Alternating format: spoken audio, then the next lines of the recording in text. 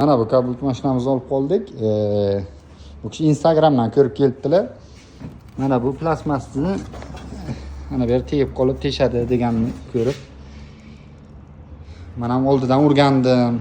Ko'ringlarchi, shu tegmabdimi dedilar. Ko'rdik, tegib qolgan ekan, taxlanmagan ekan. Shuni ochib hozir tegmaydigan qilib ishlarni bitirib beramiz. Ana bu konditsionerni, freonni pulini ekonom qilibdilar. Chunki teshilmasdan oldin taxlattiribdilar. Shu foydali ma'lumotni ko'rgan ekanlar. Ana shunday foydalari bor. Kuzatib borsalaringiz yana foydali ma'lumotlarni qo'yib tushuntirib beramiz qo'ldan kelgancha. Mana olib qo'ygan kabut mashinamizni chiroq qilib ishni bitirib berdik. Bir yana zabraka qilmaylar, teshilmaydi ham, chiqib ham ketmaydi. Mana zazorlari zo'r bo'ldi.